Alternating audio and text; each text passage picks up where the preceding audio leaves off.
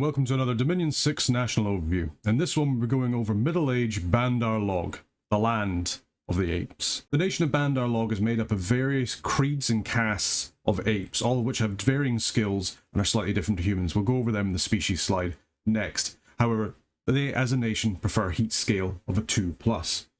For their military they use a multitude of missile weapons, but mostly light or medium infantry. There's a lot of their troops that do not have any armor, or the armor that they have is not particularly great. However, they have some additional support with things like elephants that they can recruit, as well as sacred tiger riders. They have some access to magic, but not the deepest of it, and most of their magic being in astral, with a little bit of nature, with the occasional parts of water and earth nationally. Unfortunately, they only have access to weak priests, which can mean that they have some difficulty in blessing larger forces. As far as their scales and bless go, they have a +1 to their order limit and a +1 to their heat limit. Also, they're able to build standard forts for the Middle Age. Okay, let's go over the races you have access to as Middle Age Bandar Log. Bandar Log's troops are all animals, and they all have forest survival, which can be very useful for getting around the map, especially if there's a lot of forests and map generation, but having the animal tag can be a pretty big disadvantage, but you can at least get some work out of it, depending on what spells you use. The first type of monkeys that you have access to are the macatas. The macatas are size 2, very weak monkeys. They're usually undisciplined, they have low morale, but they're very, very cheap. These guys can make excellent screens or just excellent numbers of troops if you really want to sort of like leverage HP in a certain way in a battle. But they will die in droves to AoE and anything that actually kind of is able to land a hit on them. So don't expect much out of them unless you're using them for very specific reasons. The next, probably most numerous monkey that you have are the Vanara and the Atavi, which are more like normal monkeys. They're size 3 and they're fairly cheap. The Atavi are more like the forest wild types, where the Vanara are ones that are a little bit more civilized, if you kind of think of like early age Ur kind of thing. They can have varying levels of equipment, so they can cover a lot of your bases depending on what you need them to do. The Bandar, however, are size 4 strong and high HP warriors. These guys can hit pretty hard, and they usually have better attack skill than humans, of a sort of similar cost, but they can be a little bit more expensive in order to produce. Finally, you also have access to the white ones, which are size 3, similar to Vanara and Atavis. They usually have good defense skill, and these ones will also be your mages. Okay, let's go over your recruitable troops as Bandar Log. As Bandar Log, you actually have a very large roster and a lot of variety as well within your troop choices. You have access to your smaller Mercatas, you have access to your normal-sized, human-sized Atavi and your Vanara, as well as your larger troops like your Bandar and also your recruitable elephants. You also have a lot of equipment choices that you can have when you're recruiting these units. Very good for helping you counter enemy units if you know what you're expecting to fight. You have some very big hitters as well, thanks to your Bandars, as well as your sacreds like your Tiger Riders and your white ones. As a whole though, your army has varying levels of protection. Most of your troops lack it. They'll either lack a helmet or a shield or any armor at all, but you'll usually get a little bit back in terms of resource cost. Bear in mind as well that most of your range either has low strength or low precision. Sometimes they have both, and it doesn't make them particularly useful as archers without a little bit of buffs to help them. But you do have access to some very cheap troops and very cheap chaff that you can use in the early to mid game. You have 2 sacreds, one of them is capital only, while the other is recruit at any fort, allowing you to leverage or bless pretty well. Going on to your first troop, we have the Mercata, which has recruit anywhere in forest, is an animal, forest survival, and is undisciplined. These Mercatas are cheap, size 2, undisciplined chaff. You get no equipment at all, they've got no protection, very poor HP, their club doesn't do much damage, and neither do their sticks and stones, but they can still be quite handy for doing things like interrupting mage casts if they can get up to them, which is one reason that their sticks and stones can be quite useful, as well as if you can get things like strength buffs on them. Strength buff is very, very good on these guys because they're size 2, you get a lot of attacks per square, can actually make them pretty decent. They're very good for their attack density, being size 2, as I said, and also the fact that you get 5 of these guys to a square with defense skill 14 means they're actually quite difficult for normal troops to get through unless they have access to some kind of AoE, such as magical items or spells that they can use against you. Again, these guys really like strength buffs, so use your Earthcasters to get things like Gifts of Giant Strength on them, and they can do okay.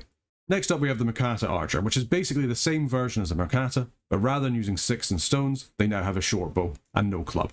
These guys are a very cheap archer. Unfortunately, they only have precision 8, so they're not the most accurate, and they really just don't do very much damage with their short bow. You can give orders on what them to fire because they're undisciplined, but these guys can be good with magical buffs. If you find out a way to give them wind guide, it can make their precision a lot better. Also, strength buffs makes them actually pretty horrible to deal with.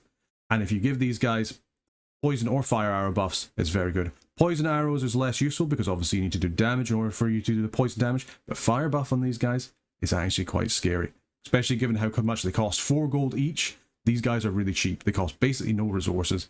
You can build a lot of these guys out of pretty much every forest that you have, and you can suddenly have just a massive, admittedly undisciplined and kind of useless archer army, but with some buffs it can be pretty good. Next up we have the Atavi Archer, which is a recruit in any forest, stealthy, human-sized archer. These ones are slightly better than your Makatas out of the box, given they have higher strength, they have higher precision, and you can give them orders of who to fire at, which makes them much better. They're forest recruitable, which is better if slightly more costly than other kind of monkeys. However, they have no protection for ranged duels, which isn't ideal. These guys can be good for raiding versus light province defense, as long as they have something else to back them up. They do struggle against anything that can kind of fight back, so it really does have to be kind of light province defense they're up against, but it does give you an option for stealthy raiding parties going forward, which is always nice. Next up we have the Atavi Infantry, again recruitable in all forests, and stealthy, which make them, again, potential stealthy raiders. These guys lack armor, but they are okay otherwise. They've got access to a shield and a mace, which does alright damage. They're a decent basic troop for the cost, especially because they don't have to be recruited in forts. The stealth means they can assist in raiding, also with your archers, being able to take out light PD for a little bit more of a gold cost than some of them. Mass, sticks and stones can also do really well against low armor opponents, so if you know you're going to be going up against people that have no armor, then that can be a potential way to deal with it. As long as you bonk them in the head, you'll at least do some damage. Do watch these guys, however, because they don't really have any staying power, they don't have any protection, and if they don't manage to parry with their shield, then I'm afraid they're probably going to die. Still, for their cost, a fairly decent troop. Up next we have the Vanara Archer, who is the more civilized version of your Atavi. This is a slightly less cheap and non-stealthy archer, but for this you get a massive upgrade in protection, having access to both a helmet and some actual armor as a scale mail hauberk. This means they can actually do pretty well in archer duels. They're much better suited for actually fighting in a battle against enemies that could potentially hit them back, but they can only be recruited in forts. Unfortunately as well, they're not that good in melee. You can really only use these guys as archers, but you can use them to engage in other archer lines, and they'll probably do pretty well with protection 14. Next up, as a more specialized unit, we have the Vanara Chakram Thrower. They're similar to archers, but instead of a bow, they have access to a chakram, which is a very short range but more damaging weapon. They're also armed with a mace, which means they can also technically frontline if you want. Think of them as shock troops. You want them to run up, fire as much as they can, and then hit people with their mace. Fortunately, thanks to their mace, they're also better in melee than the archers, but the fact that they lack a shield does hurt their survivability, and they only have defense skill 9. You really don't want these guys as your front line, because they're not going to be able to hold particularly well because of their lack of shield, but they can at least do some decent damage with their chakram, especially if they get a couple of buffs too. Next up, we have the Vanara Infantry, which is a pretty cheap frontline infantry. These guys have access to a shield, which really buffs their holding power. Their defense skill is of 11 isn't great, it's at least better than sort of the average, but it's not that good. These guys are also not particularly great damage dealers, but they are cheap enough to be okay.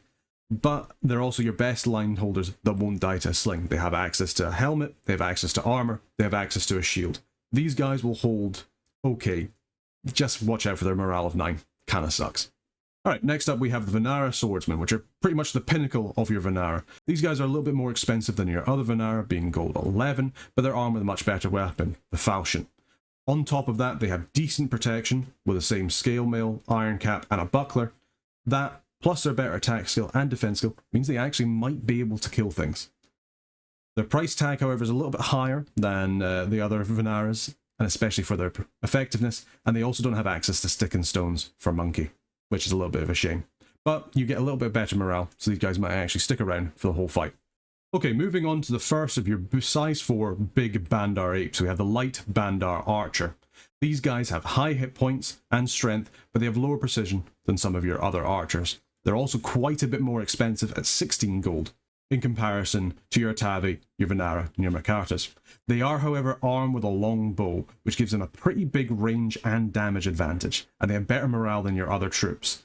That on top of the fact they have their mace, which can actually hit pretty hard in melee. However, their lack of protection really hurts them in both archer duels and actually fighting on the front line. They don't have access to a shield or anything like that, so they do really struggle in archer duels against things that can fight back. Against troops that can't, they can actually punch pretty hard with their longbow, and because of their lack of protection, you can actually get a lot of these guys so long as you have the gold.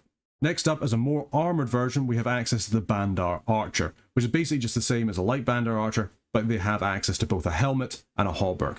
This really helps you in the fact that it keeps these guys alive. This, in combination with their good hit points, means they're actually got quite a lot of staying power.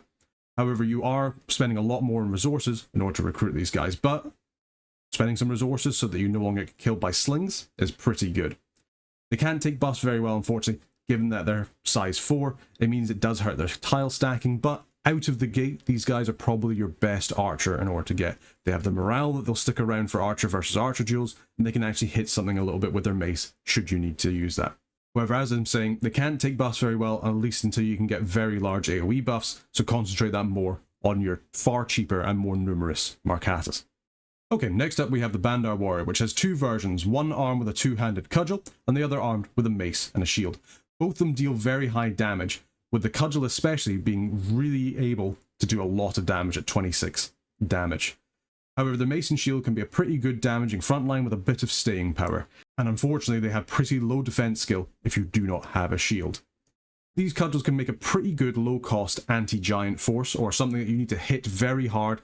Just they won't hit very well unless you can get some low-level buffs on them, but if you can, they do actually make pretty decent foes against large enemies. Next up, we have the access to the Light Bandar Warrior, which is a not as costly Bandar in terms of resources. They have access to a shield, which does help their staying power, but unfortunately, they don't have access to a helmet. But they do get sticks and stones. This is good for enemies on low HP or really lacking on protection, but it is very bad for hitting your own troops in the head, especially given the fact that these guys don't have helmets. It's kind of a bit of a nerf because it means the guys at the back might accidentally hit your guys at the front with a really low precision. For this, you have a little bit of a benefit and then you have a lower encumbrance than your other warriors. They make an alright cheap front line, but you probably have better options to go for instead. Lastly, for the Bandar, we have access to the Royal Swordsman, who, unlike everybody else, is also a bodyguard. These guys are far more expensive than your other Bandards, but with Bodyguard 2, can be very useful for protecting your commanders against assassination. On top of that, they have a pretty damaging falchion with just 24 damage and hits on attack skill 12, which is pretty nice. On top of that, they obviously have their hauberk, they have their cap, as well as a buckler, so they're pretty good defensively as well. Sadly, they are only attack skill 12, which means they're not going to be your anti-elites or anything like that, but with some buffs, you can get around that if you want. They're too expensive to use as your main frontline, so you're better using them as for guards, for buffing for specific roles. For example, helping your cudgels take down giants, or potentially, if you really need an anti-elf force, making sure that they have a bunch of buffs to improve their attack skill, and use them to try and kill the elves. Next up, we have your Recruitable War Elephant, with its cadre of monkeys. The elephant itself is a trampler and also an animal, and comes with the rider, who has a hammer, and two archers on the back of it as well. This is a decently priced expansion option, and really good for fighting human-sized nations. However, the low morale can be an issue. If they rout, they will stomp on your monkeys and kill them, which isn't great. However, they have a very good overlap in comparison to most other nations, and they can actually take the same buffs as your monkeys. This could be very useful for buffing up their morale to make them less likely to rout. Okay, moving on to the first of your sacreds, we have the white one, which is a recruit in any fort sacred, has a chance to reincarnate, and is also sacred. We'll go into reincarnation later on in the presentation. These guys have alright base stats and equipment, which means they can take blesses fairly well. They have access to decent protection, same as your Atavi and your Venaras, but they also have access to a falchion, which means they can do a decent amount of damage for only having strength of 10. They're also not overly expensive, which gives you an option if you have light scales and a decent bless. They can reincarnate, but they probably won't. As I said before, we will go into this later on in the presentation. These guys are pretty decent sacred for you, especially given you can recruit them in any forts, but they kind of pale in comparison to the next one. Finally, we have access to the capital-only Tiger Rider, who is a skilled rider, he's sacred, he can reincarnate, and he's on top of an armoured sacred tiger. These guys are very expensive cavalry, costing 50 gold, and a whole bunch of recruitment points and resources, and they are, unfortunately, as we say, capital only. For that, though, you get a monkey with a sword on a tiger. They're armoured too, so they've got really good protection, And they've also got Skilled Rider on top of that, so their defense skill is pretty insane on the Rider. They've got size 4 for a total of 6 attacks in a square if you have 2 of them. These guys take blesses very, very well, and they're also very solid sacreds because, as we know in Dominion 6, cavalry sacreds seem to be the name of the game. These guys not only take things like fear really well, they take things like quickness really well. These guys can be an absolute menace if you buff them correctly, both for expansion and for your first couple of wars. They also have the benefits like the Knights of Mana, and their mounts are smart mounts, which means they're much more likely to get back to your capital, which means you can get a discount on recruiting for future ones. Even with just a sort of basic bless and some strength buffs, these guys can do an awful lot of damage to the enemy. So what can we take away from your troops? Monkey. Well, Bandar Log has a large amount of versatility in their troop options, both in terms of their equipment and the actual chassis that you have yourself. Bandar Log has a lot of versatility, both in the equipment that your troops have and also the chassis which they're put on. Your Bandars operate very differently from your Venaras operate very differently from your Mercatas, and that can make it very difficult for your opponent to know exactly what you're going to bring.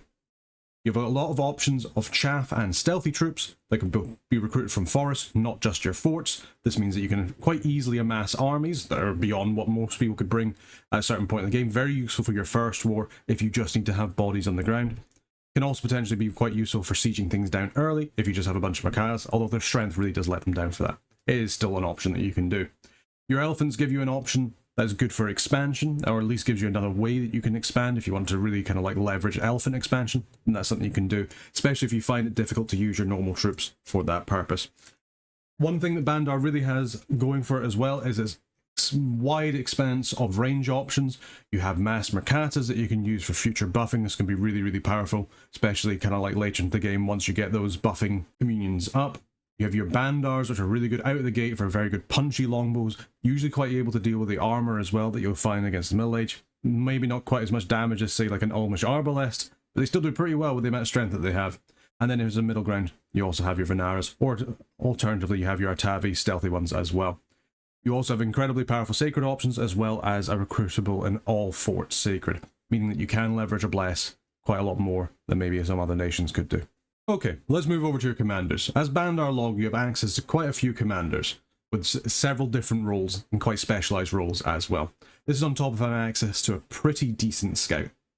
For your researchers, you have a very clear research monkey. I'm sorry you're going to be hearing that joke more than once. You have access to some very cheap community participants, as well as some decent, if slightly expensive, high-level mages as well. All in all, a fairly decent national roster. Let's start off with your first basic commander. Here we have the Mercata Scout, who is stealthy, with forest and mountain survival, and they're also an animal. These are cheaper scouts than indie ones. This immediately makes them far better than them as well. They have good survival stats for moving around the map, so you can move through mountains, you can move through forests. This means you can get these guys out pretty far. It does take a fort turn to make 2 of them, which is a little bit of a shame, and they're not really useful as anything except scout, or potentially maybe as a gem carrier, stealthy raids, or for mages that are teleporting around. They can be useful for that as well. Use these guys to get a lot of vision on the map and find out where to attack first. Next up is a sort of normal captain. We have your Venara captain, who is an okay leader and costs 1 CP. They have no access to formations, which is a little bit of a shame, but they're very cheap for what they do. Average stats, so you're not really going to be using this guy in combat, or certainly I wouldn't say to, but he at least has the protection they won't be killed, hopefully, by a stray crossbow bolt. He's very good for troop ferrying because he has a decent-ish map move, and you can also use him as a budget commander. Next up, we have the Atavi chieftain, who is a stealthy foreign recruit leader requiring 1 commander point. He's an okay leader, he can lead out 50 guys, and he's very useful for leading your Atavi raiders. Because you can recruit him in forest, it means you don't have to use fort turns for him, which is very, very nice, and he can still ferry troops effectively. He's a stealthy, versatile commander, but he hasn't got very good stats otherwise, so you can't really use him as a chassis for anything else. Do note as well that he doesn't have a chest plate on, so if he gets hit by a number of bolts or some arrows, he could be in a lot of trouble. Next up is our first Bandar commander. We have the Bandar commander. This guy is a good leader, he has access to formations, and he only costs 1 CP. He also hits pretty hard with his falchion. But he lacks the skills to make him into a good thug, and obviously he doesn't have any magic paths. You can get these guys to anti-thug though if you give them a bunch of enchanted pikes, and they can be a pretty cheap way of doing that. These guys are really useful for leading your large forces, because you've got your leadership of 100 and you're a good leader. You have a morale bonus to help you with Mercatas, and they're not too costly for the 100 leadership, and more importantly to give you access to formations. Finally, for Bandar Log's basic commanders, we have the Bandar Noble, who is a 2 CP good leader. Yeah, this guy has a big old battle axe and the strength to back it up. He does a lot of damage with that, but he is slower to recruit than your other commanders. This is the guy you want if you want him to lead your large armies, if you can spare the fort turns in order to do it. These guys are too expensive in comparison to your Bandar commanders for anti-thugs, so you want to use your Bandar commanders for that. And besides, your Bandar commanders do actually have better strength anyway, so you might as well use them. Use these guys to lead your large armies, and especially use them to help lead your Mercatas, or keep them in the fight for a little bit longer. Okay, moving into your mages, we first of all have the Brahmin, which is a 1 commander point, sacred, holy 1 priest. These guys have very low leadership, which means they're not really useful for doing anything other than leading small expansion armies of your Tiger Riders. They are, however, a pretty cheap level 1 priest. They have the average ability versus undead, they're better than nothing, and unfortunately it's the best you're going to get as well, which is a little bit of a shame. They do also have a much better chance of reincarnating than your troops, having a 50 base reincarnation. Next up, for your first proper mage, we have the Yogi, who is sacred, has reincarnation, and is an astral 1 mage. They're very cheap, and these guys are your literal research monkeys. They have very low upkeep and a low upfront cost, and this makes them work fantastic in magic skills. These guys can really help you get ahead in terms of research. Not only that, but they're still pretty useful. They're astral 1, which means they can be used in communions after they're done researching, and it means that you can actually defend your forts very well, especially the ones that you're using to hold all your researchers. Unfortunately, however, they have basically no protection, so you need to either keep them safe with your troops or cast things like Body Ethereal to make them less likely to take damage. Next up, for your basic mages, we have the Guru, who also has reincarnation, is sacred, and is an astral 2 nature 1 mage. This is a great way for you to get nature into your communions. This enables you to get things like personal regen to help your survivability, get Barkskin to improve your protection, as well as a whole host of other more important spells. These guys are really good for buffing up your armies, especially if you can get them in a communion so you can get much better nature buffs out. The supply bonus will also help you when you're sieging down castles, because you will have a lot of monkeys and you'll probably run out of supplies. Again, like the Yogi, they lack in protection, having absolutely no armor, so you'll need a way to help them with that, either Barkskin or Body Ethereal. Next up, we have your capital only mage, the Rishi, who can reincarnate, is sacred, and also floats, and is an astral 3 nature 2 mage with an 100% chance for +1 in water, earth, astral, or nature, and then a further 10% chance for an additional +1 in the same paths. These guys are very powerful mages, especially if you can get the cross paths in both water and earth. These cross paths, when added to your communions, suddenly open you up to a whole new way of using battle magic. You can use water to buff your guys with things like Gift of Formlessness, make them much harder to move. If you have earth, you can give them things like Gift of Strength, and these can be really, really helpful. Sadly, they are slow to recruit, requiring 2 turns at your capital, but they should be your main capital recruitment when you get them. They have a great potential, as I say, for buffing your troops, as well as potentially doing some higher level anti-magic or howl spells later in the game. At their core, they're a very powerful astral caster. They don't even need a communion to cast things like Soul Slay, so these guys can be really, really useful. But you probably have more important things for them to do than just spam Soul Slay, unfortunately. Okay, so what can we take away from your mages? Well, you have access to lots of cheap astral mages out of your forts. This means that you're obviously a very powerful communion nation. These guys are also really good for you as your chief researcher, so you're probably going to be recruiting quite a lot of these. However, you are lacking in paths on the strategic level, except for your capital only mage. You really only have him to access things like forging and for doing things like ritual spells, unless you want to rely on your pretender for that. However, you can get around this through summoning and forging. You have some low level earth and water through your capital only randoms, which can be nice for some magical variety, but you really need to rely on, as I say, your pretender or on independent units to get your extra paths. You also need to make sure that you have quite a few mage cores, because you do need to buff your numerous and not that competitive troops in order to make sure they're okay, and they can start to hit above their weight class. Okay, so we've spoken about reincarnation both with our sacred and our mages, but what is reincarnation? Well, reincarnation is a slightly special thing that Bandar Log gets. It's a chance that for your unit to become one with your pretender or potentially reincarnate when they die. Reincarnation only works within your dominion. If it happens where there is none of your dominion or an enemy's dominion, then there is no chance to reincarnate. When a unit dies, a check is made to see whether or not they have reached Nirvana and meld with your pretender. The more XP they have, the more likely this is to happen. If this occurs, then it causes a temple check to happen, which could potentially spread your dominion. Additionally, a magic path is selected randomly. If the reincarnating unit has this path, it is then compared to your pretender's level in that path. If they have a higher path than your pretender, then another roll is made versus your pretender's path level. If that one loses, then your pretender gets +1 in that path, which can be a good way for you to gain levels in magic for your pretender. If your unit does not become one with your pretender, then they may reincarnate. First, a check is made to see if they deserve to be reincarnated based off a random roll being less than their XP. If that first roll is successful, then another roll is made against the reincarnation percentage. If this roll is successful, then the unit reincarnates, but it has then got to be determined what they reincarnate into. If they reincarnate as one of the lower castes or as themselves based off how many units they have killed. A reincarnated commander only keeps the magic paths if they come back as their own form. And they've had their 3 castes they can come back as. They can either come back as a Markata or Vanara, or a Bandar, or their own form. The more people they kill, the lower down they are in terms of the caste. More likely to be a Vanara or a Markata than a Bandar or their own form. While not the be-all and end-all in terms of making strats, it can be quite good for pushing out your dominion when you lose a whole bunch of units, even though you'd probably rather that they didn't die in the first place. Still, it can be quite funny to dom kill someone because you lost your entire communion due to a misscript. Okay, let's move on to your national hero, Hathgata, who can reincarnate and is a sacred good leader. They also reduce unrest in the area they're around, and they have holy magic level 2. This guy will also spawn monkeys in your dominion, the Secret of Truths, which also help him reduce unrest. However, they're not particularly useful in courage. This guy's a really nice leader to get because he does give you holy 2 in order to cast Servant of Courage, something that's really helpful for making sure that you can keep your monkeys in combat by boosting up their morale. He is, however, not ideal for close combat. He neither has the skills or the equipment in order to do so. But he does have very high magic resistance and morale for an animal. If he dies as well, he has a very good chance to reincarnate, which could at least give you a temple check. Your best bet is to use him as a leader, and also to buff up your larger armies with Sermon of Courage. At least until you get some summons to do that.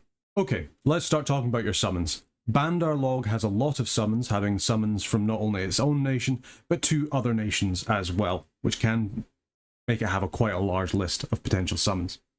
We'll start off with your unit summons for basic Bandar.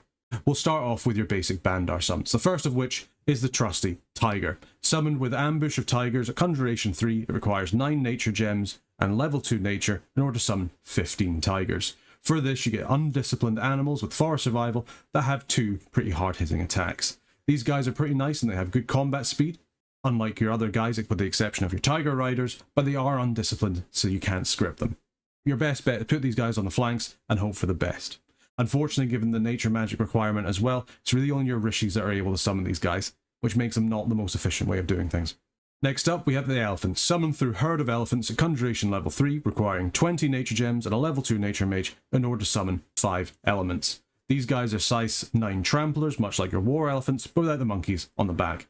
However, they have less morale, hit points, and magic resistance in comparison to your war elephants. They have similar protection and no upkeep, which does give them a little bit of an edge, but it's still quite costly in terms of gems for 5 tramplers.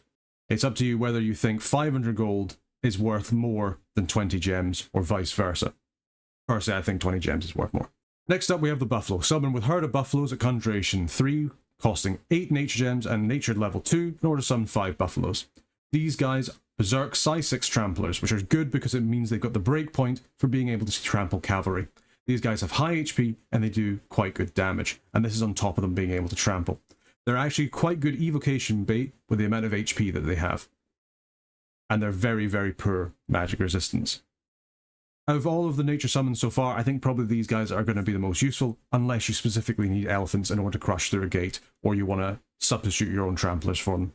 Use these guys to trample up cavalry, and with their berserk, they shouldn't at least rout into your own forces. Next up, we have Naga Warriors, summoned with Summon Nagas at Conjuration 3. They require Water level 2 and Earth level 1 and 15 Water gems. For this, you get 9 Naga Warriors. Nagas themselves are amphibious, they can swim, they have swamp survival, they're cold-blooded magic beings with poison resistant that are also sacred. For For the summon, you get a multiple attack Sacred Warrior. They can stun with their Fascinate, and they actually deal pretty decent damage.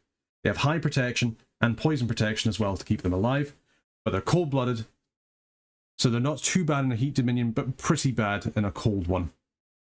These actually do pretty well with a good attack bless, and that also does help your Tiger Riders, and they also have a venomous spit attack they can use as well. Unfortunately, you will struggle to get the pass for these at Water 2, Earth 1, without indie mages or using your Pretender. Okay, now we go into your summonable commanders from the Bandar side. The first is Nagini. Summoned with the Contact Nagini spell at Conjuration level 4, they require 25 Water Gems, Water level 2, and Earth level 1 to summon the Nagini. The Nagini is a shape-changing form. They are sacred, they are good leaders, they have Water 2, Glamour 1, and Earth 1, with an 100% chance for +1 in Water, Earth, Astral, Nature, or Glamour.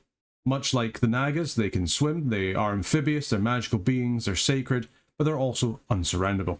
When shape-changed into the Nagini human-like form, they also become stealthy, which can be useful for using them for raids.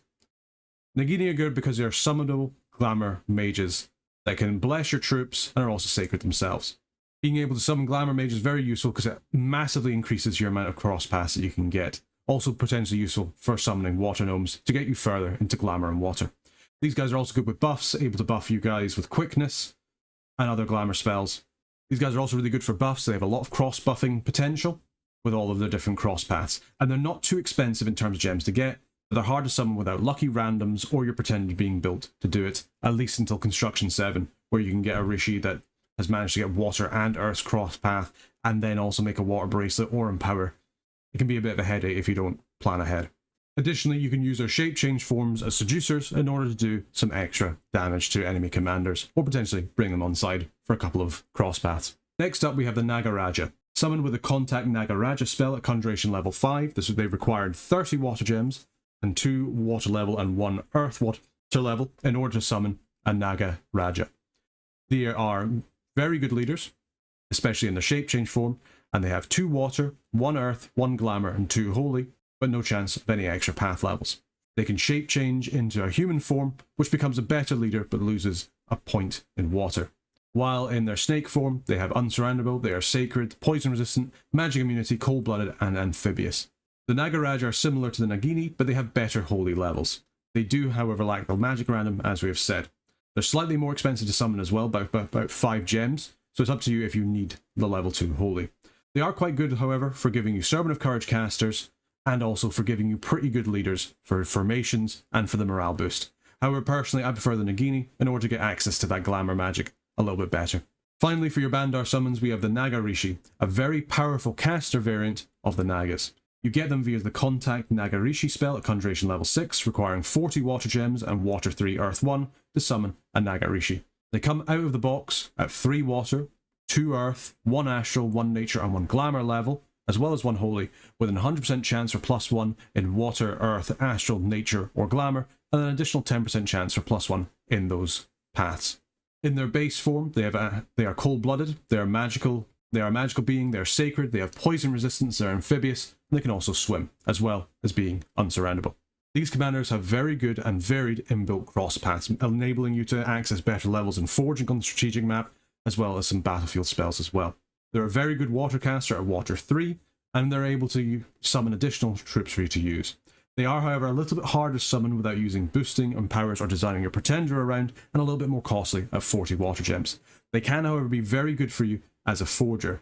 The Nature Water cross path that they have makes them very useful for potentially being able to make you things like pearls, which could really help you lower the amount of astral pearls that you're using in your communions.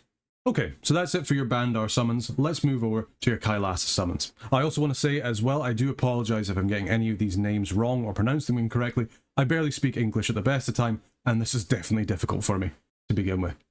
First up, we have the Apsara. The Apsara is summoned at Conjuration level 3. They require 3 Astral Gems and Astral level 2 in order to cast a spell, and it summons you 5 Apsaras. For that, you get a Standard Bearer troop with 4+ awe that is a magic being and is also sacred. They're fairly cheap and easy to cast Sacred Summon. However, they only have 1 attack and no protection, making them incredibly easy to kill with range fire. However, awe definitely keeps them survivable with their defense skill as well, as long as they get into close combat. Standard really does help your troops with morale, so it's good to put these guys in with other monkeys on the front line in order to help them stay there. For your next summon, we have the Gandharva. Summoned with Summon Gandharvas at Conjuration level 5, requiring 15 Astral Gems at Astral level 2 in order to summon 6 of these guys. These guys are more armoured version of the Aspara, with Standard Bearer, Magic Being, all +2, and Sacred, and with much better protection and 2 attacks in comparison to the Aspara's just 1. More expensive in terms of gems, but they are quite a bit better as a sort of frontline troop. They do give slightly less awe, but with 2 attacks and the protection, on top of being Sacred, they can be very effective additions to your front line if you can deal with the cost of them. Up next we have the Kimpurusha, which requires Conjuration level 5 and 15 Nature Gems, as well as Nature level 2 and Astral level 1, in order to summon 6 of them. For that, they have Dark Vision for survival, they're a magic being, they have an awe +2, and they're also Sacred. Effectively, they're lion-headed Aspara that have 3 attack at size 4. They have a little bit of awe, which helps keep them alive. They have decent-ish protection, although no helmet, as well as decent magic resistance. They are a little bit harder for you to summon, however, requiring resheaths, and they're also quite nature gem intensive, but at least allows you to sort of split between using astral gems and nature gems. Also, they don't have standard. You probably want to use these guys more as shock troops rather than standard, than frontline fighters. Next up we have the Angiri. Summoned with Summon Angiri at Conjuration level 3, requiring 5 fire gems and 2 fire level in order to summon 5 Angiri. For this, you have a fire resistant magic being with +1 awe, and they're also Sacred. Effectively, these guys are fire resistant Asparas. They have less awe, but they also have a weapon. The shield also helps you somewhat. Still, they only have 1 protection if they don't manage to parry with a buckler. That really hurts them when it comes to range attacks.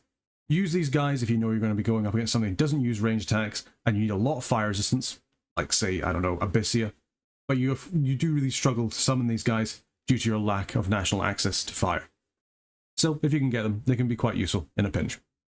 Up next we have the next unit, the Maruts. You get these guys via Summon Maruts at Conjuration level 6, requiring 18 Astral Pearls and Astral level 2 for 3 Maruts. For this, you get a lightning-themed Aspar, who's Sacred, has storm power, they're a magic being, they resist fire and shock, and can also fly and fly in storms. These guys trade their awe for shock power and resists, as well as having good armor and 2 melee attacks, and they're also inbuilt lightning slingers. They're quite costly for what you get, however. 18 pearls for only 3 of them can be a little bit expensive, but they can be quite useful as a flying task force to go along with your stealthy raiders, or potentially even go out by themselves. Next up we have the Garuda, which you can get at Conjuration level 6, requiring 21 Astral Pearls and Astral level 2 in order to summon 6 Garuda. For this, you have a flying, poison resistant magical being with an inbuilt +2 awe that are also Sacred. Again, another flying multi-attack Sacred. They're pretty survivable between their protection and their equipment, their defense skill, and the fact they have awe on top of that. They're quite an effective blender, especially if you can get something like quickness on them as a buff before they go in. Unfortunately, as they are size 5, if you do end up going with a larger bless, you'll probably lose out quite a wee bit. So that might be something to kind of stay away from if you want to use these guys a little bit more than others. Still at around about 3.5 gems per one of these guys, it's a pretty cost-effective way of getting yourself a flying task force. Okay, now that we're done with the units for Kailasa, let's move on to the commanders. The first one is the Vidyahara, which you get at Conjuration level 4, requiring 15 Astral Pearls and Astral level 2 in order to summon one of these guys. These guys are a Sacred or OK leader with inbuilt Ethereal, who can fly, they can fly in storms, and they're also magical beings. Getting access to an ethereal flying commander is obviously very, very useful. These guys also give you access to air magic and break you into air. They can lead your flying summons, but they can't buff them, however, having no holy paths, just Astral 2 and Air 1. They don't have any armor, but they're ethereal and it all helps, and you can always give them a breastplate of some sort in order to bring the protection up. They come with 2 attacks base, and they make pretty effective commanders. I would probably use them more to introduce air into your communions, or cast things like Storm in order to get your other flying Sacreds up to speed and stop the enemy from using arrows against you. Next up we have the Yaksha.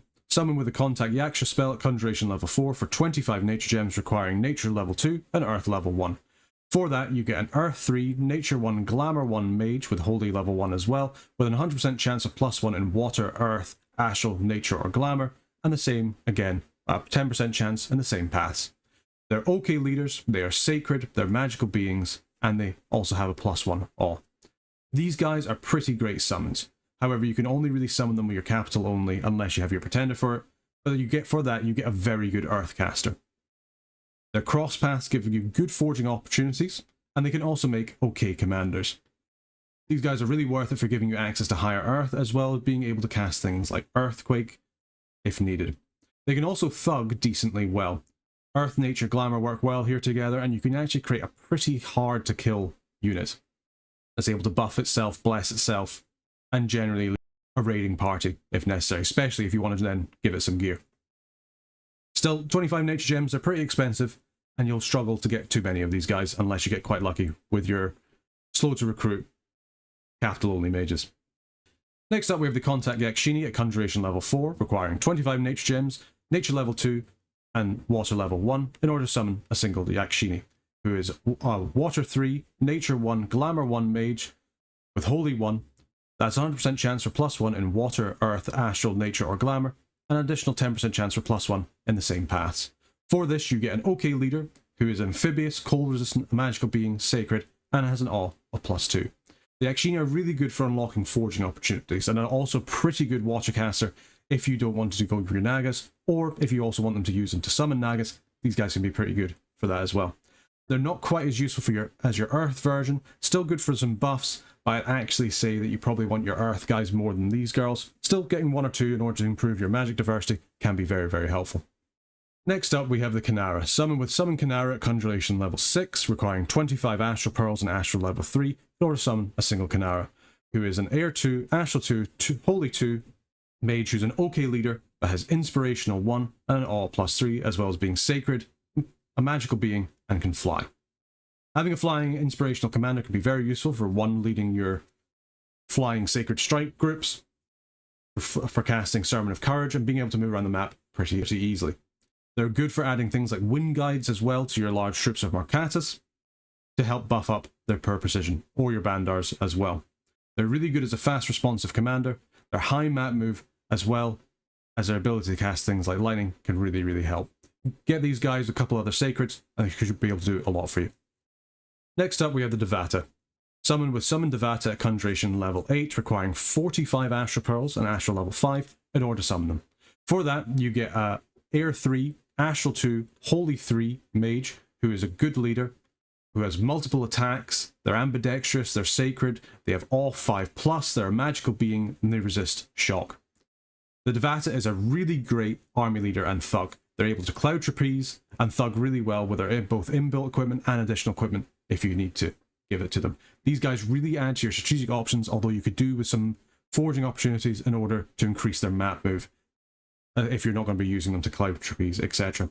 Holy 3 really helps your armies, but it lets you get divine blessing out so you can bless everything on the field. Really useful for all your various sacreds that you're going to have.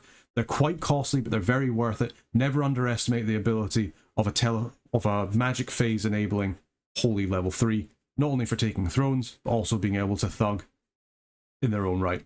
Next up we have the Siddha, summoned with the Summon Siddha spell for 35 Astral Pearls, requiring Astral level 4 and Conjuration level 7. For this, you get an Air 2, Astral 3, Holy 3 mage that's an okay leader that has ambidextrous, all 3+, they're sacred, with Spirit Sight, and they're also able to teleport. This means that you have a teleporting Holy 3 mage. These guys are really good for being able to claim thrones, able to just teleport around the map wherever you need them to go. However, they're not that great in melee. They're far better as a caster or a supporter. Holy 3 gives you the ability to bless map wide, is good for all your various sacreds, and they can also add air to your communions, enabling you to cast things like Wind Guide and other air-based buffing spells. Next up we have the Devala. The Devala is summoned at Conjuration level 9 for 55 Astral Pearls, requiring Astral level 5 in order to summon a single Devala. These guys are okay leaders with Astral level 3 and Holy level 4. They're sacred, they're inspirational, they spread your dominion, they have an awe 4+, and they're also a magical being. This means that you have a Holy level 4 Astral caster. They might not be the best leader themselves, but giving battle-wide morale boost is pretty good with their fanaticism. They're not actually the best in combat, in close combat anyway, so try and keep them out and use them more as a supporting commander. The fact that they can spread your dominion as well can be very useful, especially if you're sieging down somebody's last cap, but they're Conjuration level 9, so you'll probably not really use these guys very much unless you're specifically building to go get them. Okay, finally for Kailasa we have the Rudra.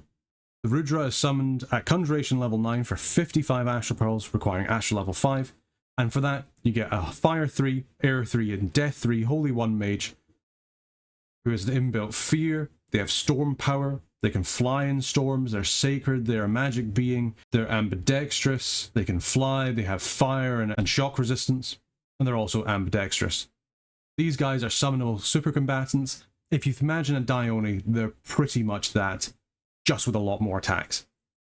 They have 4 arm slots and they're ambidextrous, which means they're very good weapon holders. They break you into fire, air, and death, making them fantastic summons. And they have good basic equipment with some magical items that can really do a lot. They can become absolute super combatants in the late game, but unfortunately it's going to be very much the late game by the time you summon these guys, because it's Conjuration level 9, and even with your good researchers, you're going to struggle to get there very soon. Still, if you need to finish the game and you really want to have a bunch of super combatants that can go around cloud trapezing over things and just taking out armies by themselves, these guys are fantastic for that. Okay, let's move on to your Lanka Summons. We'll first do the units and then we'll move on to the commanders. The first summon we have is the Ghana. The Ghana can be summoned at Conjuration level 2 with Host of Ghanas, requiring 9 Death Gems and Death level 1, and this will summon 20 plus Ghanas. For this you get a poor amphibian undead creature that has cold resist, poison resistance, and is ethereal. They're very mage efficient death summons for you to use, but your problem as Bandar Log is getting death paths. However, for this you get ethereal and magic weapons, pretty effective chaff unit. They don't hit too hard, but with their ethereal and the magic weapons they can be very, very useful. They're pretty tanky when against normal units, or at least those without magical weapons. They're also very useful for soaking up range fire, because they have a shield, they're ethereal, they have a good chance of just not getting hit by normal range attacks, thus sparing your monkeys a horrible death. If you can get the death pass, or you have death pass in your pretender, these guys can be a very useful quick chaff button in order to summon for your armies. Next up we have the Possessed Corpse, or the Vetlas. Summoned at Conjuration 5 with the Summon Vetlas spells, requiring 10 Death Gems and Death level 2 in order to summon 15 Possessed Corpse. For this you get a 2 life death summon. They are undead, they're poor amphibians, they have cold resistance and poison resistance, and they also have a spirit form like an Oni. Their first form is a decent frontliner for you to use, especially as a summon, and they do decent damage with their mace. Their second form is ethereal, but also has life drain as well, and a touch of madness that can potentially feeble mind, very effective against enemy mages. It's pretty tough to deal with for normal troops, but you've really got to beware of banishments against them, because it can be quite bad for you. Although they have decent magic resistance in order to hopefully go against some banishments. A useful summon for you to have, but again, you'll struggle to get a death pass until later into the game, unless they're on your pretender. Next up we have the Rakshasa. Summoned with the Summon Rakshasa spell, at blood level 1 requiring 8 blood slaves and blood level 1 in order to summon 3 Rakshasas. For this, you get a blood summonable demon that is sacred, weak to fire, that has forest, survival, and chaos power. While Bandar Log does not have any national access to blood, they have many blood summons, which can make going blood on your pretender a useful idea, or thinking about getting some blood summoners like commanders, for example, Lamia Queens, or using Gift of Reason in order to get some blood mages on the go. The Rakshasa is a fairly basic, low research and cost summon, as long as you can get the blood levels, and they have 2 attacks and are also sacred. They do have Relac armor and they don't have the best defense skill, which does make it so that they're going to have to rely on their hit points more than, say, their protection. They are also fairly mage turn intensive, especially when you don't have any national blood recruitment, which makes them not the best use for your blood mages, out of all the other summons that you can potentially get. Next for our summons we have the Summon Rakshasa Warriors. At blood level 4 requires 21 blood slaves and blood level 2 in order to summon 5 Rakshasa Warriors. These guys are basically the same as the Rakshasas from before, but they have armor and are also armed with an iron cudgel. They're more expensive to summon, requiring 21 blood slaves, but they do incredibly impressive damage, especially in turmoil with their chaos power, but without any kind of chaos, they're doing 33 damage in a hit. That can be really quite scary, especially when they're further buffed. Just be aware that with their negative resist fire and smite demon will really hurt them. They can be really good hard hitters, but they're not really line holders. Use these guys for specialized tasks, buff them up a wee bit, and just let them crack something big over the head with their big cudgels. Next up we have the Asparaspa. Summoned with Summon Asrapa at blood level 3, requiring 8 blood slaves and blood level 2 in order to summon 3 of the Asrapa. For this, you get a Berserking Sacred that has a life-draining attack and an additional kick. This makes them incredibly powerful as it'll help keep their fatigue down and keep their life up in order to do a lot of damage. They have decent HP, but unfortunately they have no inbuilt protection. They also, unlike the Kailasa Summon, don't have any awe in order to help keep themselves alive. You'll need something to protect them in order to help them against archers, but they do really well with their chaos power in turmoil or unrest. They can also potentially make for a good gift of reason in order to help you break into blood. Next up we have the Praghasa, which you can summon with a Feast of Flesh spell at blood level 2, requires 50 blood slaves, blood 1 and nature 1 in order to summon 18 of them. For that you get a Sacred Demon that is weak against fire but also has chaos power. At 50 blood slaves for 18 of them is a high cost but pretty high effect summon. You also have 35 HP per Praghasa, which makes them very good HP pools in order to bait enemy spells. However, in terms of path, it does require both nature and blood, but if you can manage to get these paths, it's a really good way to quickly summon up your chaff. You do need a source of blood in order to do this, as well as quite a few blood slaves for what you get. Next up we have the Sandhaibala, which you get with the Summon Sandhaibala spell at blood level 5, requiring 25 blood slaves, blood level 2 and death level 1 in order to summon 3 of these guys. For this you get a stealthy, sacred demon with both chaos and dark power that has a weakness to fire. These guys are quite an expensive elite blood summon. They're armed with a Moonblade, which does really good damage against other magical beings. These guys are great in both darkness and turmoil. If you have both of them, their stats get really, really great. Despite the strengths though, they're really quite expensive to recruit because you lack both death and blood. However, if you manage to get the point where you can summon Vampire Lords, this is a good way for them to be quite useful. Next we have the Danava, summoned at blood level 8 with a Summon Danava spell, which requires 70 blood slaves and blood level 5 in order to summon 3 of these Danavas. For that, you get an Ambidextrous Sacred that's a demon with chaos power and an inbuilt fear aura and a whole bunch of unholy weapons. These are really, really effective anti-sacred elite summonable demons. The fact that they have Halt Heretic on all of their 3 weapons makes them incredibly hard for enemy sacreds to deal with. They have really good HP at size 9, they can hit pretty hard with their damage as well, and they actually have really good stats. If you can get these guys in Turmoil 3 or a whole lot of unrest, they really do start to shine. They can also be turned into commanders with Gift of Reason, and they actually make pretty decent thugs or serpent combatants with enough gear, just in conjunction with their fear aura, their ambidextrous, and a decent amount of gems. Finally, for your troops, you have the Dataya, which you get the Summon Dataya spell at blood level 8, requiring 45 blood slaves and blood level 5 in order to summon 3 Datayas. For this, you get a Sacred Demon who has chaos power or a weakness to fire. These guys are pretty good ranged anti-elites. They have magical Halt Heretic weapon in their Unholy Sword, and as well as a Plague Bow that can be very useful for diseasing enemy sacreds and mages. However, I find they're not quite as strong as the Danavas though, but they're still pretty good in turmoil, and they can add in an extra element to your armies, so if you want to go for them and you have the blood levels to do it, this is always an option that you can do instead. Okay, moving on to your Lanka commanders, we first have the Samanashida, which you get the Summon Samanashida spell at blood level 7, requiring 35 blood slaves, blood level 3 and death level 1, and for this you get basically a demon assassin. They're sacred, they're stealthy, they have chaos power, they have dark power, ambidextrous, and assassinate. These are really powerful if you can get them, and if you can get them, I would definitely try and leverage them where you can. They come with pretty good gear out of the box with a Moonblade and Dusk Dagger, as well as some armor, and with additional gear, they can really easily kill enemy thugs. If the assassinating does happen to happen at night, they get a really nice buff to their skills, which are already pretty great, and it makes them very effective assassins. They do require blood and death in order to get, but your Pretender could do that, as well as any other summons that you can get. A really good addition to your nation, having assassins can really make a difference in late game wars. Next up we have the Dakini, which you get at the Summon Dakini spell at blood level 6, requiring 81 blood slaves, blood 4 and air 1, to summon a demon mage with air level 3, death level 1, blood level 3 and holy level 2. They're sacred, they have chaos power, they can fly, they have an inbuilt fear aura, and they also have an inbuilt damage reversal. These guys are really effective, sacred, multipath mages. Really good for summoning more demons, they're actually a pretty decent air mage in their own right, and they can thug pretty well. The fact that they have an inbuilt damage reversal is really scary for enemy mages, especially if you're using them as a thug. If you can bait enemy mages to attack them, and especially if you can get some kind of regeneration on them, or get them up close with their life draining attack, they can be very scary for enemy mages. Finally, for your summons, this is the last one, honest, we have the Mandeha. You get them with the Summon Mandeha spell at Blood level 8, requiring 133 Blood Slaves, Blood level 5, and Death level 2, for which you will summon one of the 3 Mandeha. Mandeha has 3s in 2 of the paths and 2 in 1 of the paths, depending on which one you bring. This can be either Air 3, Death 3, or Blood 3, and they also have Holy 3 on top of that.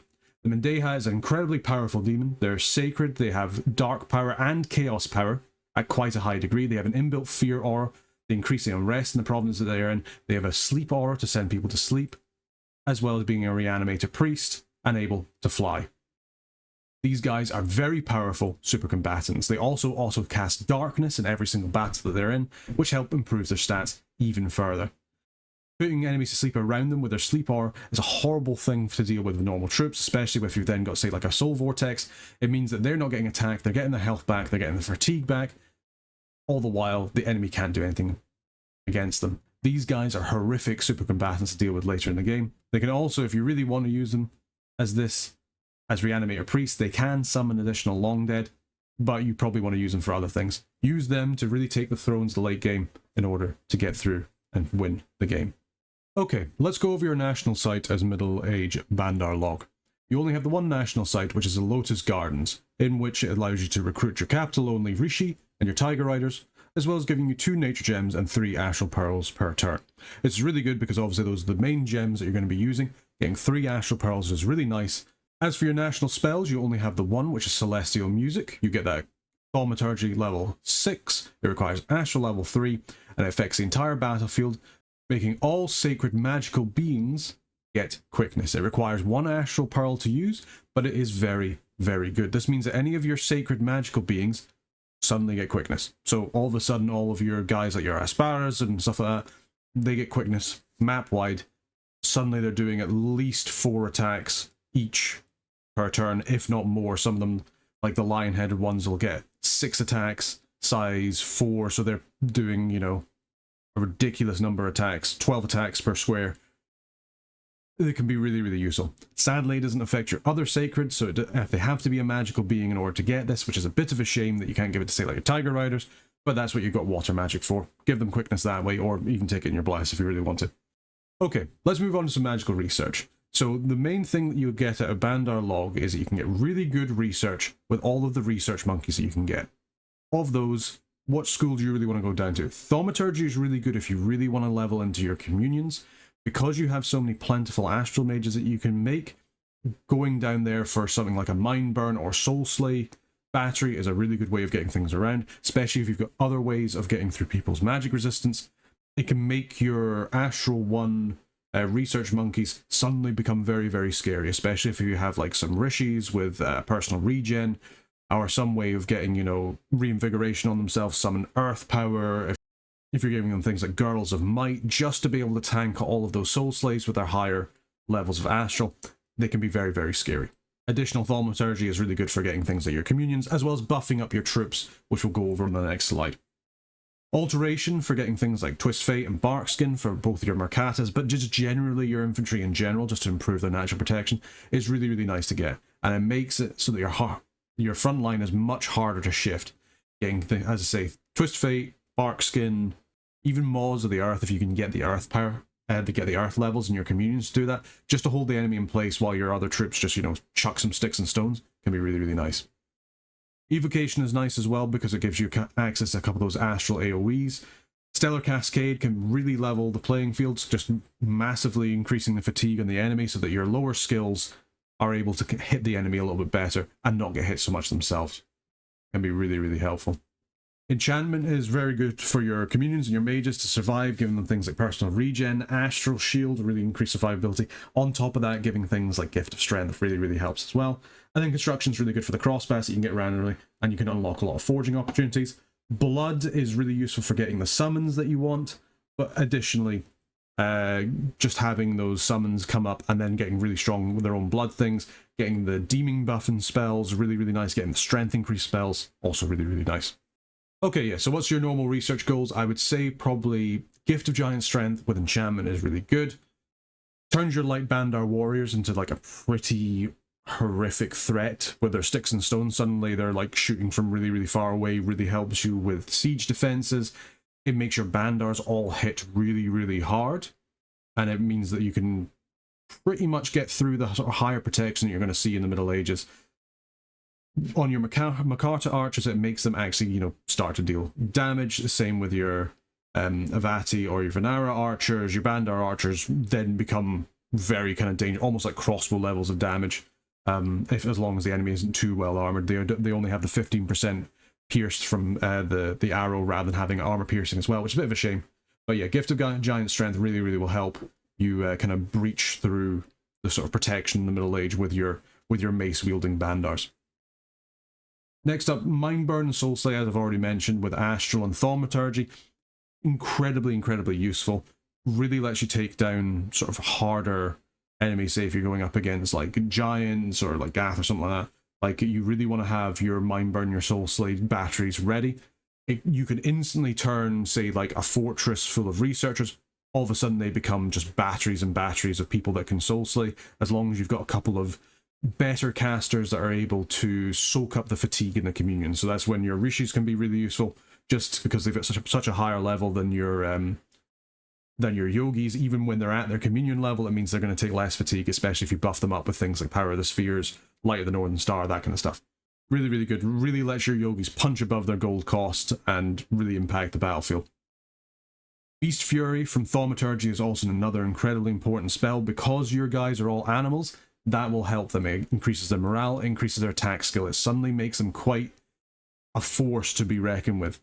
Increasing the morale obviously means they're not going to run away. That's really, really good, because you do have morale issues that you have to kind of work around if you're going to use your normal troops.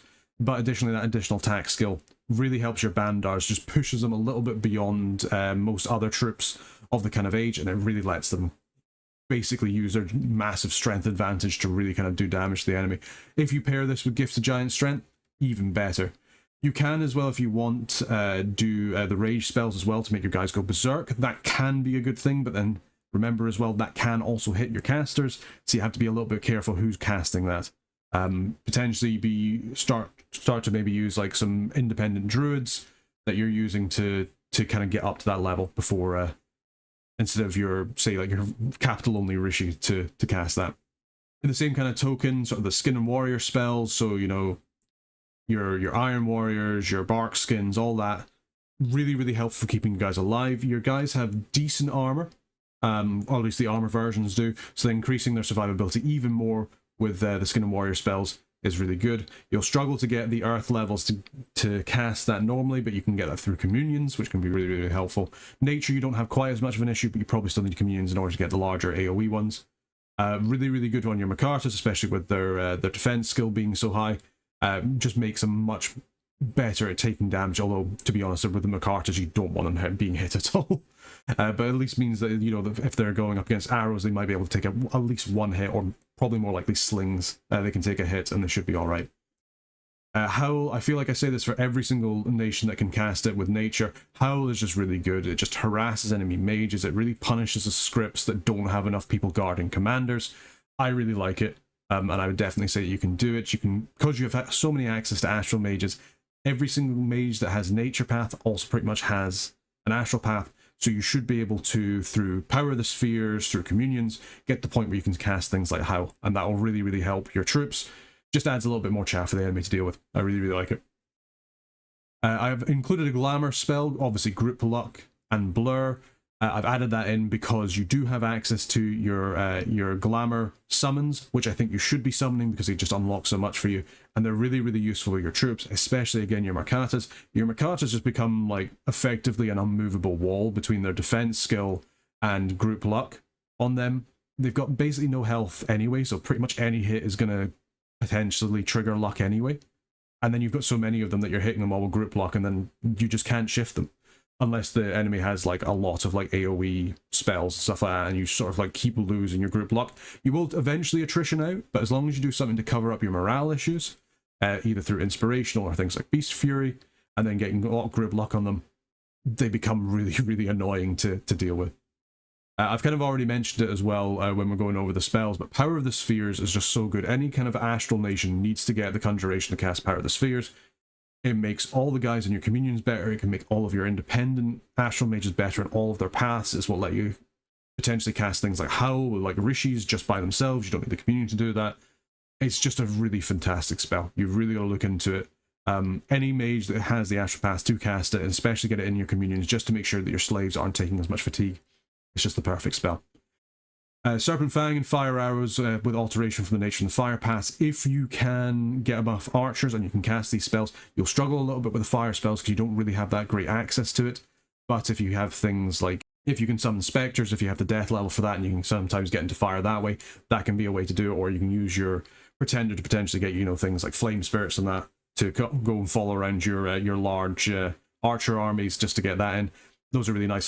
Serpent Fang is good. It's better on Bandars than Makartas, because you want them to, they have to do damage in order to do the poison damage. Your Bandars with their longbows, and especially with strength buffs, are much more likely to do damage than the Makartas, especially against high protection enemies. So they're really nice. If you can get Fire Arrows are just great on everything. Much better than Makartas, just due to the weight of fire that you can get and how many of them you can buff with your AoEs. Air Shield as well, so you do have access to a lot of air spells, especially through your summons and potentially your pretender. Getting Air Shield really, really helps your archers, if you're going more of an archer route, deal with a lot of enemy sort of like incoming fire, but also just helps your troops as well. If you're not going for a production-based build, if you're just going for pretty cheap, like Sloth, to get a really, really good bless, then you'll need some kind of air shield in order to keep your guys alive. Otherwise, they'll just get absolutely annihilated by slings, by range. They just don't have the protection to stand up against it. And then finally, I thought I'd add it in here. Swarm is really, really nice for you to use. It just gets more chaff down, gets even more bugs in. They can kind of like come in with the Mercatas. They can take buffs pretty well. All of these like ways of holding the enemy back, and also it's actually quite a nice way to kind of like, if you have people jumping about, to just kind of like help stop the enemy from getting to your archer line and just summon more troops. I really like it. Other honorable mentions obviously would be things like Bloodlust for increasing demon strength if you're going for blood. If you're not, then these are kind of the spells that I would stick to. Okay, so what are some good non-national summons for you? Well, one of the ones that I always like to harp on about is Clockwork Soldiers. Clockwork Soldiers is a really good low-cost earth spell just to give you some more magical chaff. Really good for guarding your various rishis and your communions, just to make sure that nobody can easily get to them. Could potentially, you know, misdirect some spells. They've got a decent amount of HP. They'll obviously not do the best, but they're not going to, at least they're not going to retreat. And that's a very good thing to have for your people who are guarding your communion slaves, because they won't retreat either until the communion goes. So it's good to have, make sure you have people to cover them. Vine Men and Ogres are pretty good for you as well. You have some nature paths, so you're able to get them. Similar kind of idea as the Clockwork Soldiers.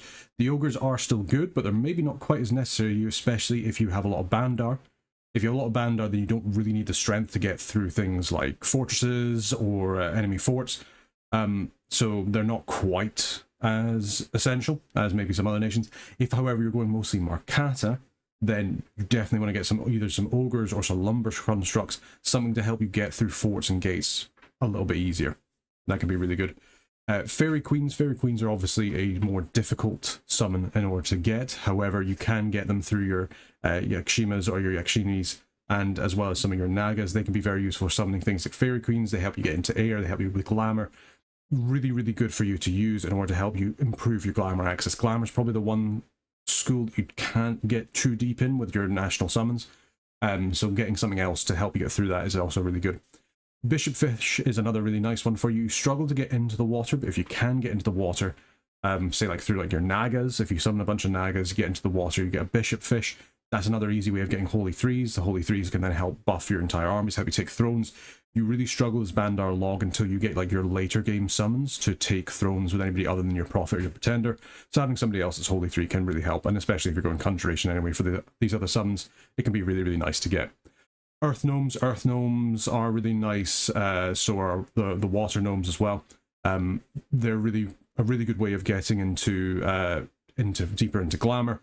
And Glamour is really nice, goes really well with your low HP units. If you're going a lot of Marcatas, you probably want to have a more Glamour focused summon path than, say, if you're going more for your blood summons. And then finally, I always like to include them. Manticores are really nice. A flying unit that causes fear that's pretty tanky is just really, really good to have. Just have it attack the rear, you know, buff it up a wee bit, attack the rear. It's really, really nice units to use. You know, just having more fear units is great. Really nice in conjunction with things like elephants as well, just to, you know, try and cause as much morale issues as you can from like them losing a load of units in a turn, and then especially if you're fighting like human size or smaller, and then having the fear aura as well. Really, really good, at least until you can get like your better summons. I really, really do like them. Okay, let's move on to your national items. So you have 2 national items. Your first one is the Vajra, which you get at Conjuration level 5. It's a one-handed weapon that gives you 10 shock resistance and the ability to cast Lightning Bolt. You require Astral 2 in order to forge it, and it takes 10 Astral Gems. It does not that great damage in melee, it's more just there for throwing Lightning Bolts. Well, I suppose it's not really throwing Lightning Bolts, you just get the spell Lightning Bolt, which is also quite good. So effectively gives you a way of making your basic commanders able to do something in battle. So that's always nice. And then the other one that you have is the Headdress of the Bull. 5 nature gems to forge, only requires 1 nature. You can get it pretty easily. Gives you a bit of strength, gives you some head protection, which is nice, and then just summons a buffalo retinue. It can be situationally useful. I think your nature gems are pretty important on this nation, so it might not be that worth it to get the headdress, but it's really nice if you know you're going up against like a lot of assassin nations. If you know you're up against like Middle Age Abyssia, having a buffalo retinue can help you against a lot of assassins, or certainly human-sized assassins. And if you're going up against a bigger one, then you've probably got more problems. So yeah, buffalo's really nice. It's just situational rather than constantly used. Okay, so going through forging, what are some good example items for you to get? I really like Eye of the Void. I feel like especially on a nation like this, that you can really utilize Soul Slay and Mind Burn batteries. Having Eye of the Void is really, really nice. Obviously, it's cursed. It lowers your magic resistance, which isn't nice. You don't have the best magic resistance to begin with, so that doesn't help things. But if you put it, say, like on your yogis, I mean, you're not spending that much gold to then have what it will become a pretty decent Soul Slaying battery. You can just have them there, bump them up to Astral level 3 and just have them just cast Soul Slay, Soul Slay, Soul Slay, just constantly, just throughout the entire battle as long as you can. And with the additional magic penetration means you'll you'll start to hit more than you're missing, put it that way. Only to cost 5 Astral Pearls. It only requires the 1 Astral level. You get a hammer somehow either through your Pretender or through your summons.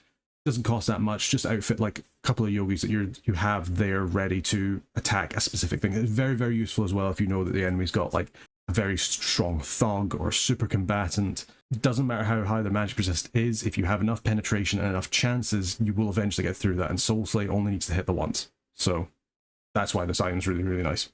Kind of flip the script a wee bit. Endless Bag of Wine is a very, very nice item for you to get, as are any of the other ones that give you either false supplies or actual supplies. You will have a very large army of either Bandars, and especially if you have Makartas, and they will use up a lot of supplies, especially if you end up going Death Scales, or if you're going to summon, say, like Armor's Old Lands, you've got them to contend with. You're going to need some additional supplies. Now, you have some Nature Mages, and that's really nice for giving you bonus supplies, but you're going to have so many troops for these big sieges that you're going to need some additional supplies. At least I usually find, unless you're going like for, as I say, like the lumber constructs or something like that to try and bust down forts. You're going to need weight of numbers. You're going to need some extra supplies. Endless Bag of Wine's a really nice, cheap way of doing it. You can use any of your kind of like Nature Mages to do it, and they're very cheap, especially if you get a hammer. Banner of the Northern Star is a bit more of an expensive item. 25 Astral Pearls and level 4 Astral. Kind of harder for you to make until you get some boosters in you, but you can do that with a Coin of Meteoric Iron or Starshine Caps in order to get your Rishis up to be able to make this. This is really effective because it's at the start of the battle it casts Light of the Northern Star, and Light of the Northern Star does take 3 Astral Pearls. It's a long cast time, it's a lot of fatigue. It's kind of difficult to cast, and it's certainly not the kind of fatigue you really want to be putting onto your Communion, if at all possible, because it is such a fatiguing spell. If you are able to get this on one of your guys, then it means it's just cast at the beginning. All of your Astral Mages get +1 to their Astral Path. Suddenly all the spells they're going to be casting is going to be a lot easier for them to do. Your Communions will suddenly get better. This has the caveat that you could just cast this, but again, you kind of struggle to cast this unless you have like a Rishi dedicated to casting this and only this, whereas you could have a Rishi who holds this and then is just a Communion slave. and that would also work. Or you could even just do that with a yogi that's a communion slave who holds this. It just gives you a little bit more flexibility. You can have yogi-led and yogi-dominated communions when it gets to the point where it's like you don't have that many rishi running around. So this is a really good way of kind of not relying on your capital-only mage quite as much. Do on the next one, Herald Lance. Herald Lance is another really nice. I really like giving these out to my commanders. So say if I have like a Bandar commander who's just leading troops, he's not going to be very, very useful. Herald Lance is really, really nice because it gives inspirational, so it helps with your morale issues, but also gives you solar rays. I usually find you have to deal with a lot of undead in the Middle Age. Having it so that your guy can, you know, cast solar rays to help you against undead can make a little bit of a difference. You don't have very good priests, so you're kind of relying on somebody else to do the damage. You obviously have all your astral mages, but just having somebody else just do a little bit of chip damage there for some of the undead, especially for like long dead, if somebody's doing horde of skeletons, it can be quite nice. Kind of in the same kind of vein, Horn of Valor is good just purely for the inspirational leadership. Only 5 nature gems in order to get it. It does really help your monkeys, especially when you start to add on things like the Bestial Fury and stuff like that. Like, just getting the morale up at least above 10 makes them suddenly stay so much more than they would before.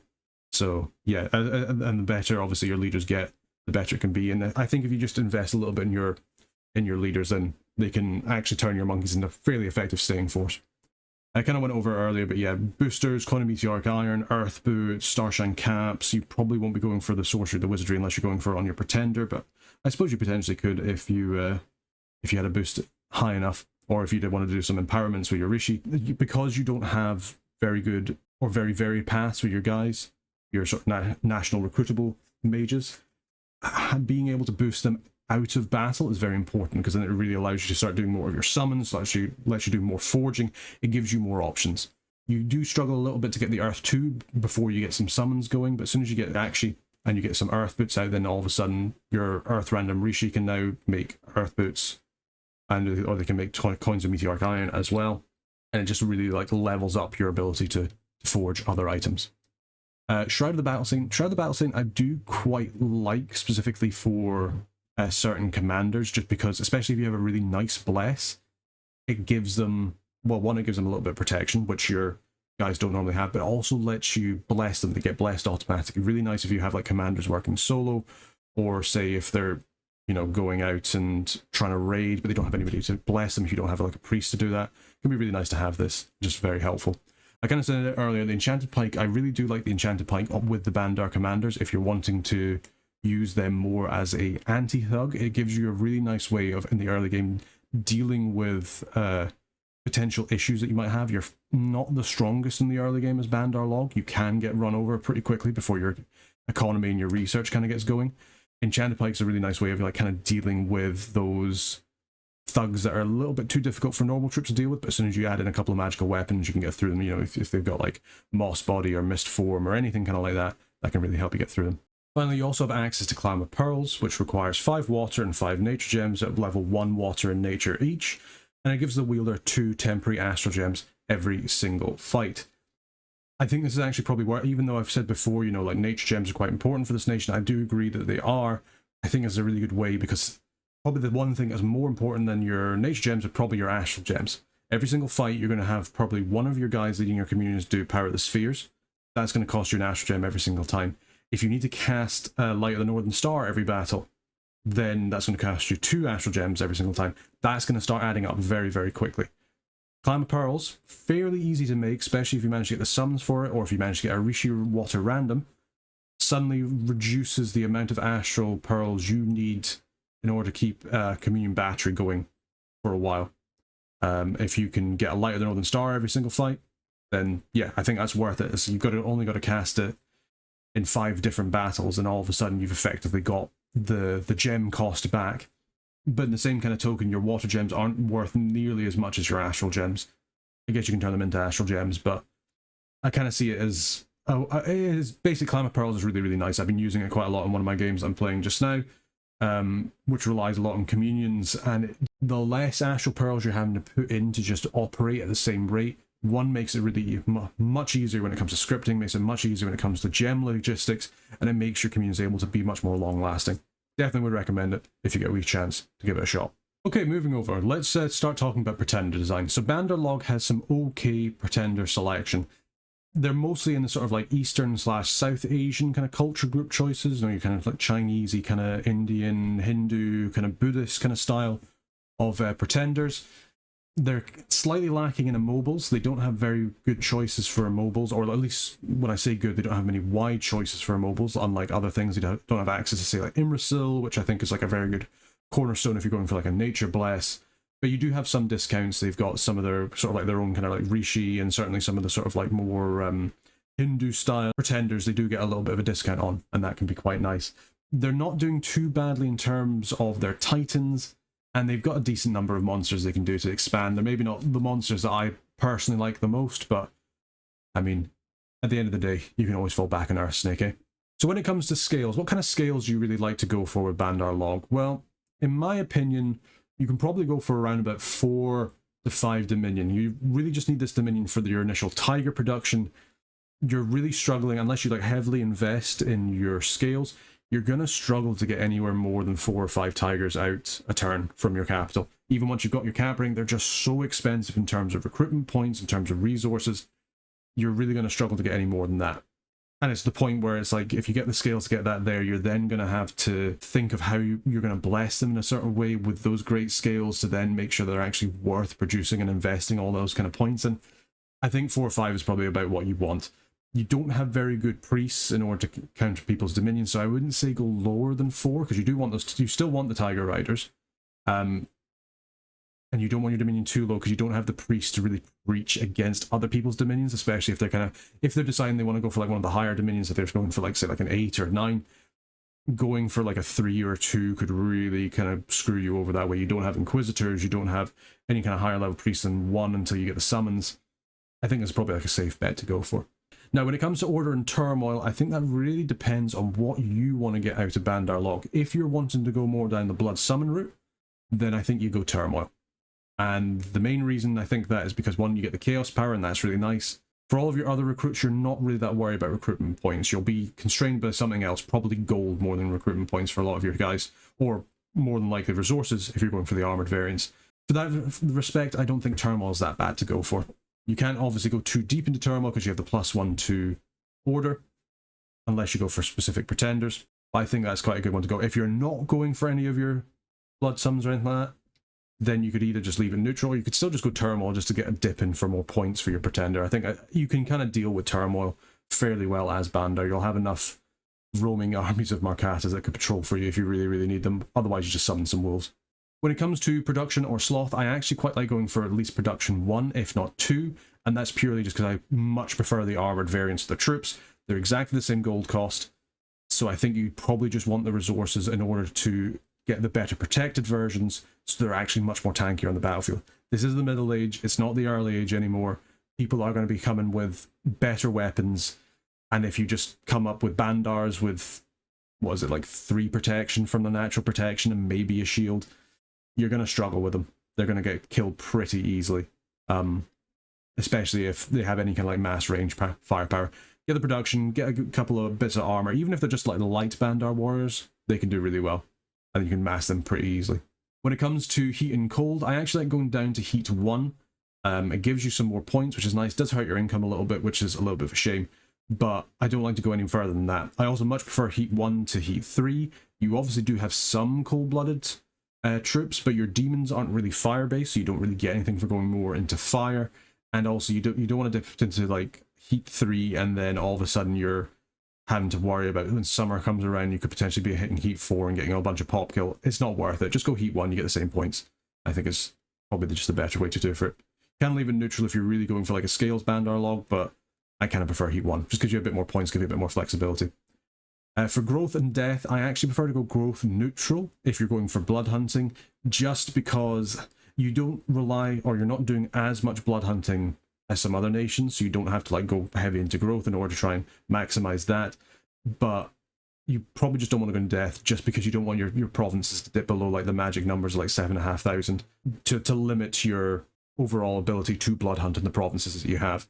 You're going to be pretty inefficient with your blood hunting. You want to have as good a chance you have. You could go growth if you want. I just don't really find I have the points for it. That's just my opinion. If you're not going for blood hunting, if you're completely going against your blood summons, just go death, because you want the points, gives you a better bless. I think it's worth it.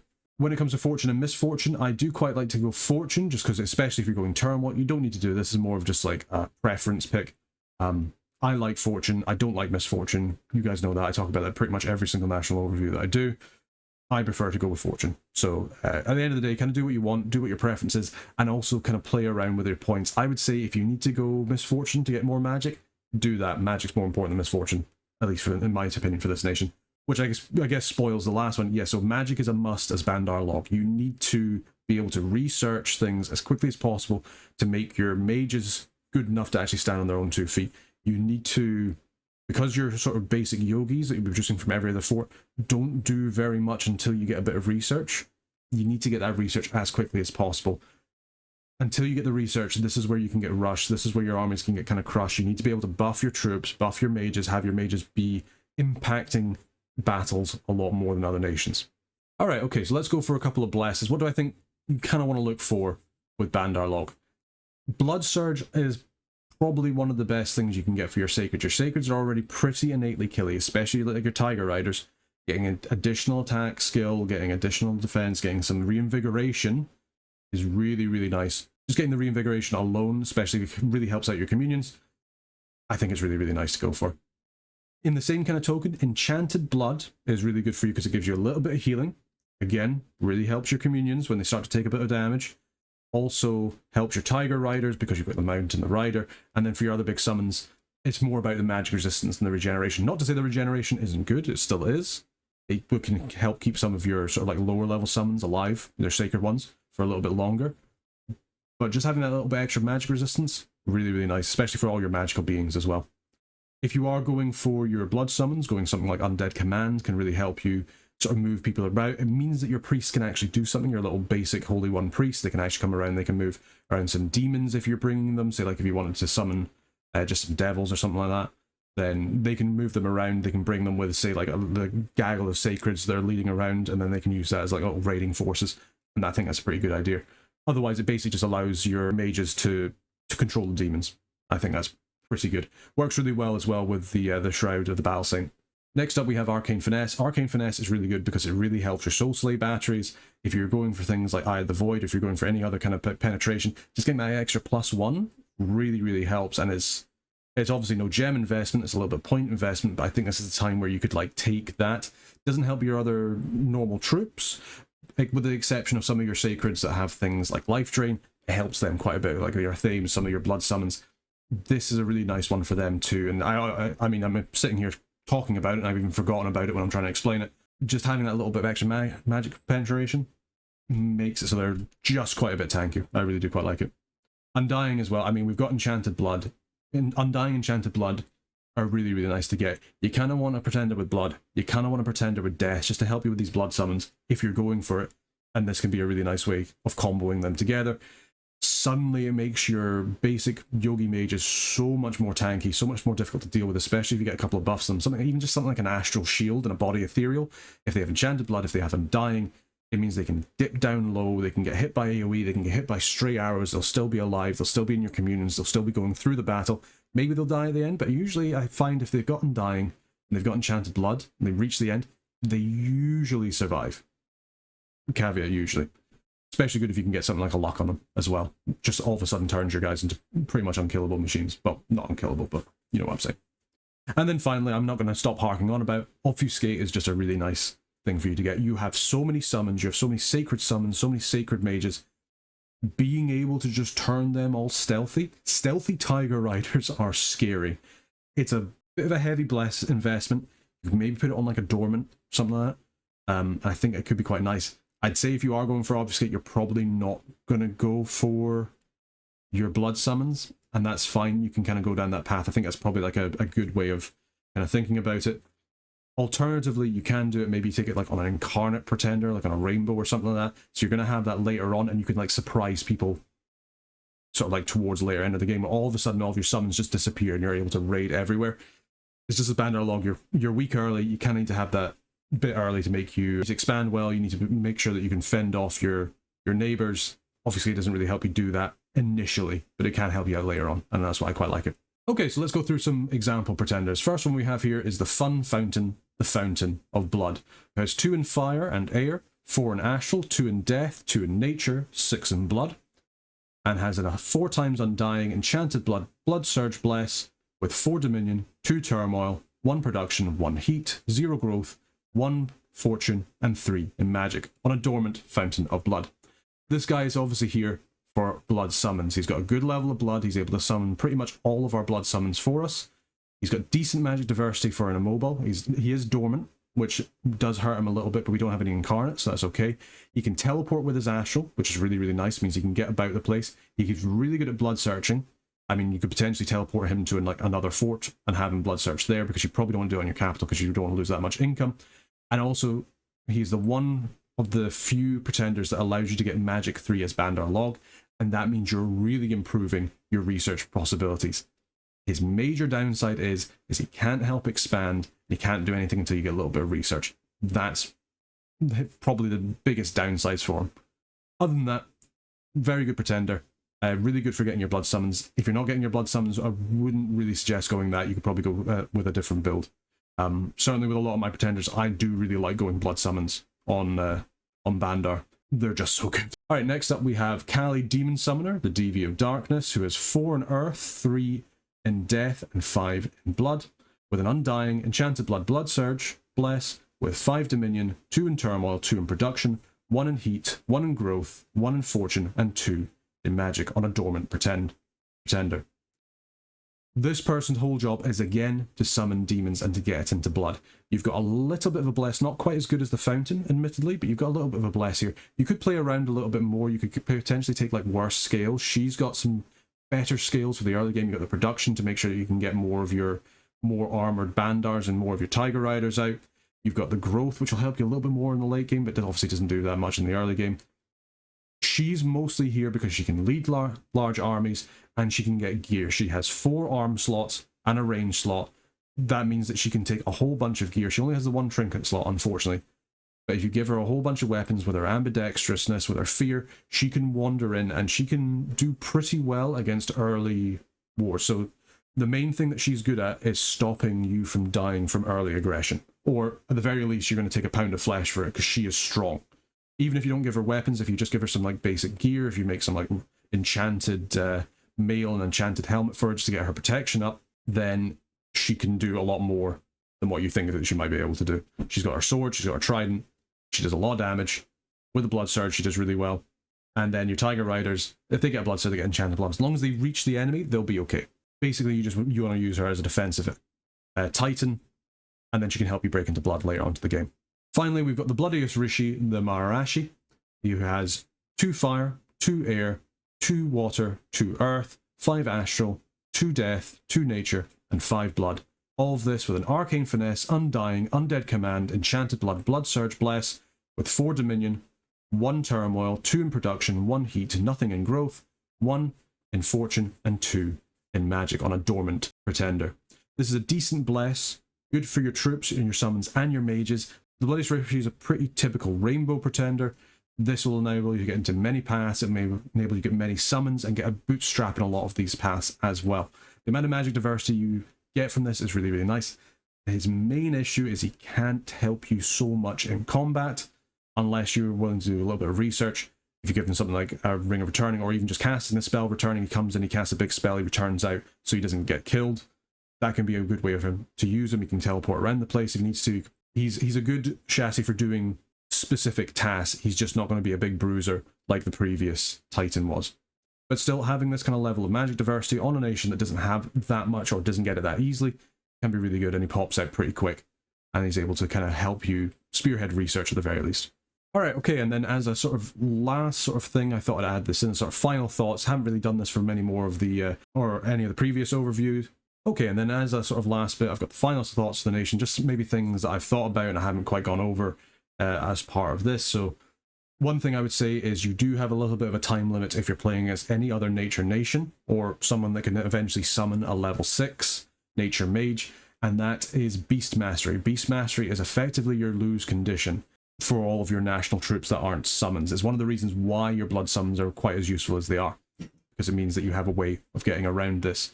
If you get to the point where people can use it against you, you can't use your normal troops anymore. You can't use your Rishi, you can't use your normal monkey mages. They will just get taken from you, and you'll just lose so much of your power, and they'll gain so much. Kind of sucks. Obviously, it's magic resistance negate, so if you can get like some anti-magics up that can kind of help you against it, but as soon as that starts getting put against you, you're really going to be on the back foot, and you're going to have to really rethink your strategy about how you're fighting against that person. Probably try and get one of their neighbors to kill them instead. Another thing I was going to say is if you go underground, you get access to not only what I usually find is like pretty ridiculous populations for end dominions. I feel like the underground map gen seems to be a little bit weighted towards high pop, which is nice. It's kind of what you want. But it's also really good because you get a good chance of finding Zots. You find some Zots, you get some Kama Zots, you get some blood randoms eventually. Even if you don't get blood randoms, the death ones are still fine. Like, you can still use a death one. They're obviously not great, but they can search around, they can get you some death gems, they can cast dark knowledge to really improve your death income, and they can do various basic death summons in order to help you out as well. But if you do get a death random, getting those blood mages out lets you start pretty easily increasing your blood economy. And even the ones that are death, they do still have blood search. It doesn't help because they don't have blood, but you can just have them just run around just trying to find blood slaves by themselves. And as soon as you find enough of them, you empower one, boom, there you go. That's you started down the path for blood. Really, really nice. Look out for them if you can underneath the ground. Your troops do okay-ish underground, but they can struggle a little bit depending on what they're fighting. So just, be a bit careful. You don't do the best in the dark, so just keep that in mind that your skills already aren't the best for quite a few things, so you can do a bit worse with that. Finally, I was going to say as well, monkeys need morale buffs. If you're going to be using a lot of your monkeys, if you're not going to be going into much of your summons, you need to buff their morale any way you can, be that through forging, be that through buffing. Anything you can do to really improve their morale will make your staying power so much better. And I think it's as important as, say, buffing that protection. You've really got to be wary as well of people that are doing morale plays. If you're going up against something like a Wailing Winds or something like that, your guys are going to run Blood Rain, anything that again gives those frighten effects or those morale checks. Unless you buff up your troops or you get your commanders inspirational, you're going to have a really nasty time against that. And then finally, everybody remember please that if you do make monkey noises at the screen, you do increase the damage done. And thank you very much for sitting through all of this. So with that, I think we can say that this national overview of Middle Age Bandar Log is over. Just want to say a big thank you to everybody for watching. Hopefully this has been useful to you, and maybe eventually you'll figure out how to lead the monkeys to greatness. So just want to say a big thank you again to everybody who's watching. Big thank you to all the members of the Burger Band who've been supporting the channel and supporting us getting these videos out. Just want to say, appreciate all of you. Fantastic help. If you do want to become a member of the Burger Band, you can through YouTube. Doing so gives you access to videos as soon as they're uploaded rather than their schedule come out, so you might be able to see them a couple of days earlier, or depending on the schedule, maybe a little bit earlier than you think. So yeah, just want to say a big thank you to everyone for watching, big thank you to Burger Band. Just wanted to let you guys know as well, obviously we have been doing a little bit of a different style there at the end. Let me know if you prefer this kind of style, or if you want me to go back to the other kind of Dominion style. We're having a little bit of issue when it comes to recording Dominions at the moment because of a problem that I'm having with my new monitor, and making it actually like capture full screen. It's been a whole hullabaloo. We'll not worry about it too much, but we'll try and keep working about it. But let me know if you prefer this kind of idea, if you like the idea of the final thoughts, if you want me to go more into depth about anything, then let me know. For the next one, hopefully won't have as many summons, so that it won't be quite as long, but we'll have a little see. Yeah, just want to say big thank you to everyone for watching. Hope you've enjoyed it. Until next time, take care. Apes strong together. Apes strong together.